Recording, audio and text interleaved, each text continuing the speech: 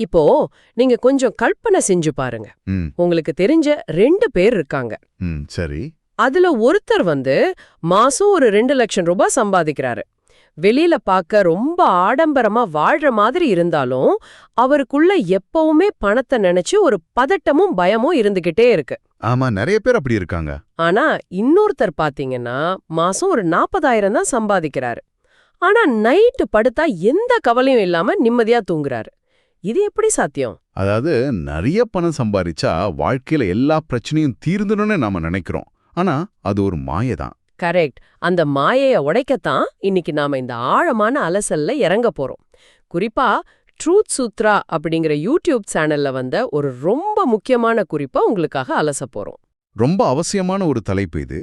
ஏன்னா நிதி சுதந்திரம் அப்படிங்கிறது நாம எவ்வளோ சம்பாதிக்கிறோன்னு இல்ல, அந்த பணத்தை எப்படி புத்திசாலித்தனமா பாதுகாக்கிறோம் அப்படிங்கிற நம்மளோட களிப்பட்ட ஒழுக்கத்துல தான் இருக்கு.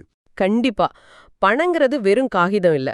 அது ஒரு ஒழுக்கம்னா அந்த சோர்ஸ்ல ரொம்ப ஆழமா சொல்லியிருக்காங்க. உண்மைதான். அதிக வருமானம் வந்துட்டா அது தானாகவே ஒரு பாதுகாப்பை கொடுத்துரும்னு பலரும் நம்புறாங்க. ஆனா அந்த வீடியோ தெளிவா உணர்த்துற மாதிரி ஒழுக்கம் இல்லாதவங்க எவ்வளோ சம்பாதிச்சாலும் பணக்காரர்களா ஆக முடியாது. சோ நாம எல்லாரும் நம்மள அறியாமலேயே செய்யற 5 முக்கியமான நிதி தவறுகளை பத்தி தான் இன்னைக்கு பேச போறோம். அந்த தவறுகள்ல இருந்தே ஆரம்பிக்கலாமா? தாராளமா ஆரம்பிக்கலாம். நம்ம பணம் எப்படி வீணாகுதுன்னு பார்க்கும்போது முதல்ல நாம சறுக்கிறது நமக்கு ரொம்ப நெருக்கமானவங்க கிட்ட தான். நண்பர்களுக்கோ இல்ல குடும்பத்தினருக்கோ கடன் கொடுக்கறத தவிர்க்கணும்னு அந்த வீடியோ எச்சரிக்குது. ஆமா, பணத்தை பாதுகாக்கிறதோட முதல் படியே அதை யாருக்கு கொடுக்கறோம் அப்படிங்கிறதுல கவனமா இருக்கிறது தான். ஆனா இங்க எனக்கு ஒரு சின்ன முரண்பாடு தோணுது. ஒருத்தர் கஷ்டத்துல இருக்கும்போது ஒரு நல்ல மனசோட உதவி செய்யறது தானே மனிதத்தன்மை. கடன் கொடுக்க கூடாதுன்னு சொல்றது ஒரு வித சுயநலம் இல்லையா? இல்ல, இது சுயநலம் கிடையாது. நம்ம உறவுகளுக்கு நாமளே அமைச்சுக்கிற ஒரு பாதுகாப்பான எல்லைன்னு தான் இதை சொல்லணும். நீங்க வெளியிருந்து பார்க்கும்போது இது உதவி மாதிரி தெரியலாம். ஆனா நீங்க கடன் கொடுக்கிற அந்த நிமிஷத்துல அந்த உறவுல இருக்கிற உளவியல் சமநிலை எப்படி மாறுதுன்னு கவனிக்கணும். நீங்க பணத்தை கொடுக்கும்போது நீங்க ஒரு காப்பாளர் மாதிரியும் அவங்க உதவி பெறுபவர்கள் மாதிரியும் ஒரு அதிகார படிநிலை உருவாகிடுது. ஓ, பவர் டைனாமிக்ஸ் மாறுதுன்னு சொல்றீங்க. ஆமா, அதேதான். சில மாசங்கள் கழிச்சு நீங்க கொடுத்த பணத்தை உரிமையோடு திரும்ப கேட்கும்போது அந்த வீடியோ குறிப்பிடுற மாதிரி நிலைமை அப்படியே தலைகீழா மாறிடும். கடன் வாங்கினவங்க காரணங்கள் சொல்லி உங்களை தவிர்க்க ஆரம்பிப்பாங்க. ஆமா, போன் எடுக்க மாட்டாங்க, நேர்ல பார்த்தா வேற வழியில திரும்பி போயிடுவாங்க. ஆனா அவங்க ஏன் அப்படி செய்யணும்? ஒரு உதவி செஞ்ச நம்மள ஏன் அவங்க ஒரு வில்லன் மாதிரி பாக்குறாங்க? இதுக்கு பின்னால பாத்தீங்கன்னா மனித மனசோட ஒரு தற்காப்பு உத்தி, அதாவது ஒரு டிஃபென்ஸ் மெக்கானிசம் இருக்கு. கடன் வாங்கினவங்களுக்கு தாங்கள் பணத்தை திருப்பி கொடுக்கலையே அப்படிங்கிற குற்ற உணர்வு மனசுக்குள்ள உறுத்திக்கிட்டே இருக்கும். குற்ற உணர்வு. எந்த ஒரு மனித மனமும் குற்ற உணர்வை ரொம்ப காலம் சுமக்க விரும்பாது. அதனால அந்த உணர்வுல இருந்து தப்பிக்க அதை அவங்க கோபமாகவோ இல்ல வெறுப்பாகவோ உங்க மேல திருப்புறாங்க. ஓ, அப்போ அவங்களே அவங்க நியாயப்படுத்திக்கிறாங்களா? கண்டிப்பா. இவன் பணக்காரன் தானே, இந்த சின்ன தொகையை இப்படி நச்சரிக்கிறானே அப்படின்னு தங்களுக்கு தாங்களே சொல்லிக்கிட்டு உங்களை ஒரு இரக்கமற்ற மனிதரா அவங்க மனசுல உருவாக்கப்படுத்திக்கிறாங்க. அட பாவமே, நாமே நமக்கு ஒரு புரிய வச்சுக்கிற மாதிரி இல்லையா இது? உண்மைதான். அவங்க அதை ஒரு நிதி பொறுப்பாவோ திருப்பி தர வேண்டிய கடமையாவோ பாக்குறது கிடையாது. வெறும் ஒரு உதவியா மட்டுமே பாக்குறாங்க. இதனால கடைசியில பணமும் போய் உறவும் முறிஞ்சிடுது. அதாவது ஒரு குற்ற உணர்வு எப்படி பகையா மாறுது அப்படிங்கிற உளவியல் இப்ப புரியுது. நாம் அறியாமலேயே உறவுகளை காப்பாத்துறோம்னு நினைச்சு அந்த உறவுக்கு நாமே குழி பறிக்கிறோம். கரெக்ட். இது நெருக்கமானவங்க கிட்ட நடக்கிற விஷயம். சரி, நெருக்கமானவங்க கிட்ட குற்ற உணர்வால பணத்தை இழக்கிறோம். ஆனா எனக்கு இதுல இன்னொரு ஆச்சரியமான விஷயம் இருக்கு. முகம் தெரியாத நமக்கு சம்பந்தமே இல்லாத யாரையோ ஈர்க்கறதுக்காக நாம எப்படி பணத்தை வாரி இறைக்கிறோம் அப்படிங்கிறது தான் அது. ஆமா, அந்த வீடியோ அடுத்ததா பேசுற மிக முக்கியமான கட்டம் இதுதான். மற்றவர்களை கவரணும் அப்படிங்கிறதுக்காக பொருட்களை வாங்கக்கூடாதுன்னு சொல்றாங்க. விலையுயர்ந்த பொருட்கள் நம்ம மதிப்பு கூட்டுறதில்ல சொல்றாங்களே, இத பத்தி உங்க பார்வை என்ன? இது நம்ம சமூக கட்டமைப்பில் இருக்கிற மிகப்பெரிய பொறி. நாம ஏன் நமக்கு தேவையில்லாத பொருட்களை நமக்கு கொஞ்சமும் பிடிக்காத மனிதர்களை கவருவதற்காக வாங்குறோம்? அதான் ஏன் இப்படி செய்றோம்? ஏன்னா நாம பிம்பம், அதாவது இமேஜ் அப்படிங்கிறதையும் அடையாளம், அதாவது ஐடென்டிட்டி அப்படிங்கிறதையும் ஒன்னா போட்டு குழப்பிக்கிறோம். ஒரு விலை உயர்ந்த காரோ இல்ல பிராண்டட் ஆடைகளோ உங்க தனிப்பட்ட மதிப்பை ஒருபோதும் உயர்த்துவது கிடையாது. அது வெறும் வெளித்தோற்றம் தான் இல்லையா? கண்டிப்பா. மக்கள் அந்த பொருட்களை பார்த்து வியக்கிறாங்களே தவிர உங்களை பார்த்து கிடையாது. இப்படி வீணாக செலவழிக்கிறது உங்க பாக்கெட்டையும் காலி பண்ணிடும், மன அமைதியும் கெடுத்துரும். இத நான் இப்படி பாக்குறேன். இது ஒரு ஓட்டவாளியில தண்ணிய நிரப்புற மாதிரி. நாம என்னதான் விலையுயர்ந்த பொருட்களை வாந்தி குவிச்சாலும் அது ஒருபோதும் முழுமையான திருப்திய தராது. ஒரு ட்ரெட்மில் மாதிரி இல்லையா? ரொம்ப சரியான ஒப்பீடு. நீங்க எவ்ளோ வேகமா ஓடுறீங்களோ அந்த இயந்திரமும் அதே வேகத்துல சுத்திக்கிட்டே இருக்கும். சம்பாதிக்க சம்பாதிக்க உங்கள சுத்தி இருக்கிறவங்கள கவர்வதற்காக செலவுகளோட அளவை உயர்த்திக்கிட்டே போவீங்க. ஆமா, மூச்சு திணற ஓடினாலும் நிதி ரீதியா நம்ம ஒரு அங்குலம் கூட முன்னுக்கு போயிருக்க மாட்டோம். அந்த சமூக அந்தஸ்து அப்படிங்கிற மாய இயந்திரத்துல இருந்து கீழே விழுந்துடக்கூடாது அப்படிங்கறதுக்காகவே ஓடிக்கிட்டு இருக்கிறோம். அப்படிதானே? அதேதான். அந்த ஓட்டம் உங்களோட உண்மையான அடையாளத்தை அழிச்சிடும். வெளியுலகத்துக்காக நீங்க உருவாக்குற இமேஜ் ஒரு மாய. மக்கள் நீங்க அவங்கள எப்படி நடத்துறீங்க அப்படிங்கறத தான் கவனிப்பாங்க. பிம்பத்தை விட அடையாளமே முக்கியம். ரொம்ப ஆழமான கருத்து. ஆனா இதுல எனக்கு ஒரு சின்ன சந்தேகம் இருக்கு. சொல்லுங்க. இப்போ கார்ப்பரேட் உலகத்துல பாத்தீங்கன்னா ஒருத்தரோட இமேஜ் தான் அவரோட பிசினஸ தீர்மானிக்குது. ஒரு வழக்கறிஞரோ இல்ல ஒரு தொழிலதிபரோ ஒரு சாதாரண கார்ல போய் இறங்குனா வாடிக்கையாளர்கள் அவங்கள நம்ப தயங்குவாங்களே. நீங்க கேட்கறது நியாயமான கேள்விதான். ஆனா அந்த எல்லைக்கோடு எங்க இருக்குன்னு பாத்தீங்கன்னா உங்க நோக்கம் என்ன அப்படிங்கறதுல தான் இருக்கு. நோக்கம்னா பிசினஸ் வளர்க்கறதா? ஆமா, அந்த விலை உயர்ந்த கார் உங்க தொழிலை வளர்க்க உதவும் ஒரு கணக்கிடப்பட்ட முதலீடு, அதாவது கால்குலேட்டட் இன்வெஸ்ட்மெண்ட்டா இருந்தா அதுல தவறில்ல. ஆனா முக்காவாசி பேர் அதை தங்கள் அகங்காரத்தை திருப்திப்படுத்திக்கவும் மற்றவர்கள் முன் தங்களை கொஞ்சம் உயர்வாக காட்டிக்கவும் தான் வாங்குறாங்க. கரெக்ட். அப்போ இது எனக்கு நிஜமாவே தேவைப்படுதா இல்ல மற்றவர்கள் என்னை பத்தி என்ன நினைப்பாங்கன்னு வாங்குறனா அப்படின்னு நம்மள கேட்டுக்கணும். கண்டிப்பா. அந்த உண்மையான பதில் தான் உங்களுக்கான எல்லைக்கோடு. மற்றவர்களுக்காக செலவு செய்யறதை நிறுத்தின பிறகு நம்ம சொந்த செலவுகளை பார்க்கற விதத்தை மாத்தணும். அருமை.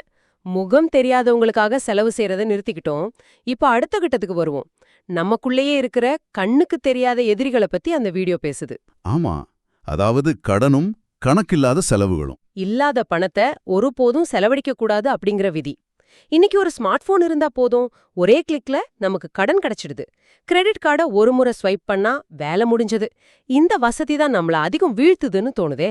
நிச்சயமா, கடன் வாங்குறது இன்னைக்கு ரொம்ப எளிதா தோணும். ஆனா நாளைக்கு மிக அதிக விலையை கொடுக்க வேண்டி வரும். பேங்க் அக்கவுண்ட்ல இல்லனா அந்த பணம் இல்லவே இல்லைன்னு அர்த்தம். ஆனா இந்த ஸ்வைப் பண்றது அவ்ளோ ஈஸியா இருக்கே. அதெல்லாம் பிரச்சனை. இது வெறும் நிதி சார்ந்த பிரச்சனை இல்ல. இது பிஹேவியரல் எக்கனாமிக்ஸ், அதாவது நடத்தை சார்ந்த பொருளாதாரம். நீங்க கையில பணமா நோட்டுகளா எண்ணி ஒரு பொருளுக்கு கொடுக்கும்போது உங்க மூளையில பணத்தை இழக்கிறோம் அப்படிங்கிற ஒரு வலி ஏற்படும். ஓ, அந்த பெயின் ஆஃப் பேயிங்னு சொல்வாங்களே, அத சொல்றீங்களா? அதேதான். அந்த வலி உங்களை அனாவசியமா செலவு செய்ய விடாம தடுக்கும். ஆனா டிஜிட்டல் பேமெண்ட்ஸ்ல அந்த வலி இருக்காது. அதாவது கையில காசு கொடுக்கும்போது வலிக்குது, ஆனா கார்டை ஸ்வைப் செய்யும்போது அந்த வலி மூளைக்கு தெரியறதில்ல. அப்படிதானே? துல்லியமா சொன்னீங்க. எந்த உணர்வுபூர்வமான தடையும் இல்லாம நாம செலவு செய்யறோம். நாளைக்கு சம்பாதிக்க போற பணத்தை இன்னைக்கே செலவு செய்யும்போது நாமே தோண்டிய குழியில நாமே விழுகிறோம். ஆமா. இது என்னைய அடுத்த பாயிண்ட்டுக்கு கொண்டு போகுது. என் சம்பளம் குறைவு, அதனால தான் என்னால சேமிக்க முடியல அப்படின்னு நம்ம எல்லாரும் புலம்புறோமே. ஆனா மக்கள் ஏழையா இருக்க காரணம் அவங்க குறைவா சம்பாதிக்கிறது இல்ல, செலவுகளை கண்காணிக்காதது தான் அப்படின்னு வீடியோ சொல்லுது. ஆமா, அது ரொம்ப உண்மையான ஒரு கருத்து. ஆனா இது எனக்கு கொஞ்சம் முரண்பாடா தோணுதே. வருமானம் குறைவா இருந்தா ஏழ்மை வரத்தானே செய்யும். செலவை கண்காணிக்கிறதுனால மட்டும் ஒருத்தரோட நிதி நிலைமை எப்படி உயரும்? அது ரொம்ப சலிப்பான ஒரு வேலை இல்லையா? சலிப்பான வேலை தான். ஆனா அந்த சலிப்புல தான் ஒரு பெரிய ரகசியம் அடங்கியிருக்கு. நீங்க 10,000 சம்பாதிச்சாலும் சரி, 1,00,000 சம்பாதிச்சாலும் சரி, அது எங்க செலவழிக்கிறீங்கன்னு கண்காணிக்காத வரைக்கும் அந்த பணம் போதாதது போலவே தான் தோணும். எவ்ளோ வந்தாலும் பத்தாது. கரெக்ட். நம்ம ஒவ்வொரு ரூபாயையும் எழுதி வைக்கும்போது இல்ல ஒரு ஆப்ல பதிவு செய்யும்போது நம்ம மூளைக்கு ஒரு அறிவாற்றல் உராய்வு, அதாவது காக்னிட்டிவ் ஃப்ரிக்ஷனை கொடுக்குறோம். காக்னிட்டிவ் ஃப்ரிக்ஷன், அதாவது ஒவ்வொரு முறை காசு செலவழிக்கும் போதும் நம்மள நாமே தடுத்து நிறுத்தி ஒரு கேள்வி கேட்டுக்கிறோம். அப்படிதானே? ஆமா, நீங்க ஒரு காஃபி வாங்கினாலோ இல்ல ஒரு ஆன்லைன் சந்தா கட்டினாலோ அதை எழுதி வைக்கும்போது அது உங்க ஆழ் மனசிலிருந்து விழிப்பு நிலைக்கு வருது. இந்த செலவு எனக்கு நிஜமாகவே தேவையா அப்படின்னு உங்க மூளை யோசிக்க தொடங்குது. ஓ, பல சின்ன சின்ன செலவுகள் ஒன்ன சேர்ந்து எப்படி ஒரு பெரிய தொகையா மாறுதுன்னு நம்ம கண்ணால பாக்கும்போது நம்ம நடத்த தானாகவே மாறிடும். கண்டிப்பா. கட்டுப்பாடு தான் சுதந்திரத்தை உருவாக்கும். செலவுகளை கண்காணிக்கிறது தான் அந்த கட்டுப்பாட்டை உங்ககிட்ட கொடுக்குது. நிதி கட்டுப்பாடே உண்மையான சுதந்திரம். கட்டுப்பாடு தான் சுதந்திரம். ரொம்ப ஆழமான சிந்தனை. சரி, நாம இப்போ ஓட்டைகளை அடைச்சிட்டோம், பிம்பத்தை தவிர்த்துட்டோம், செலவுகளை கண்காணிக்க தொடங்கிட்டோம். இப்போ எதிர்பாராமல் வர்ற வாழ்க்கையின் புயல்களை எப்படி எதிர்கொள்வது? அதுக்குத்தான் அவசரகால நிதி, அதாவது எமர்ஜென்சி ஃபண்ட் தேவை. ஆமா, நிதி ஒழுக்கம் பத்தி அந்த வீடியோல பேசுறாங்க. வாழ்க்கை எந்த முன்னறிவிப்புமின்றி தாக்கும்போது நம்ம கிட்ட ஒரு பாதுகாப்பு அரண் இருக்கணும்னு சொல்றாங்க. வாழ்க்கை எப்பவுமே சீரா செல்லாது இல்லையா? திடீர்னு ஒரு மருத்துவ செலவு வரலாம், வேலை பறி போகலாம். நாம அதுக்கு தயாரா இல்லைன்னா எதிர்பாராத பிரச்சனைகள் நம்ம ஒட்டுமொத்த அடித்தளத்தையும் அசைச்சு பார்த்துரும். ஆனா இங்க ஒரு பிரச்சனை இருக்கு. பணத்தை கணக்கு பார்த்து செலவு செஞ்சா உடனே அவரை வாழ்க்கையை அனுபவிக்க தெரியாத கஞ்சன் அப்படின்னு சமூகம் முத்திர குத்திடுதே. ஆமா, அப்படி ஒரு தவறான எண்ணம் இருக்கு. இருக்கிறது ஒரு வாழ்க்கை, அதை அனுபவிக்கிறத விட்டுட்டு ஏன் இப்படி பணத்தை பூட்டி வைக்கணும் அப்படின்னு பலரும் கேக்குறாங்களே. சேமிப்புக்கும் கஞ்சத்தனத்துக்கும் என்ன வித்தியாசம்? இது மிக முக்கியமான கேள்வி. மக்கள் சேமிப்ப தங்கள் ஆசைகளுக்கு போடப்படுற ஒரு தடையா பார்க்கறாங்க. ஆனா பணத்தை சேமிக்கிறது கஞ்சத்தனம் கிடையாது. அது ஒரு வியூகம், அதாவது ஒரு ஸ்ட்ராட்டஜி.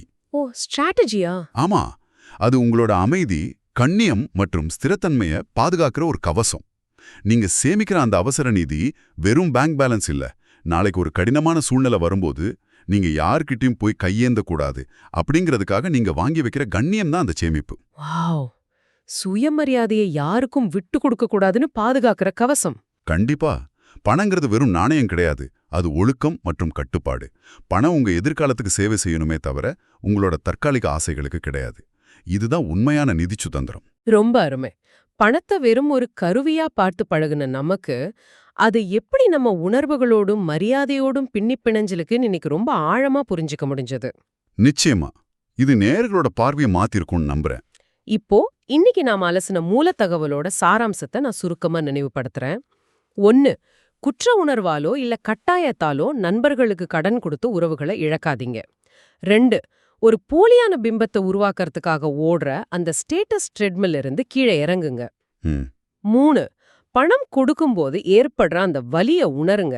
இல்லாத பணத்தை செலவு செஞ்சு கடல்ல விழாதீங்க. 4. உங்க ஒவ்வொரு செலவையும் கண்காணிங்க. 5. உங்களுக்கான அவசர கால நிதியை உருவாக்குங்க. ரொம்ப அழகா தொகுத்து சொல்லிட்டீங்க. இந்த விவாதத்தை நிறைவு செய்யற விதமா இதை தொடர்ந்து கேட்டுக்கிட்டு இருக்கிற உங்ககிட்ட ஒரு சிந்தனை நான் விட்டு செல்ல விரும்புறேன். சொல்லுங்க, அது என்ன? அந்த மூல தகவல், பணம் உங்கள் எதிர்காலத்திற்கு சேவை செய்ய வேண்டும், உங்களின் தற்காலிக ஆசைகளுக்கு அல்ல அப்படின்னு சொல்லுது. அப்படி என்றால் நீங்க கடைசியா செய்த 5 செலவுகளை கொஞ்சம் நினைச்சு பாருங்க. அந்த செலவுகள் நீங்க கட்டமைக்க விரும்புற எதிர்காலத்தோட ஒரு பகுதியா, அல்லது நீங்க ஏற்கனவே மறந்து போன ஒரு தற்காலிக ஆசையோட சுவடா? சிந்தித்து பாருங்கள்.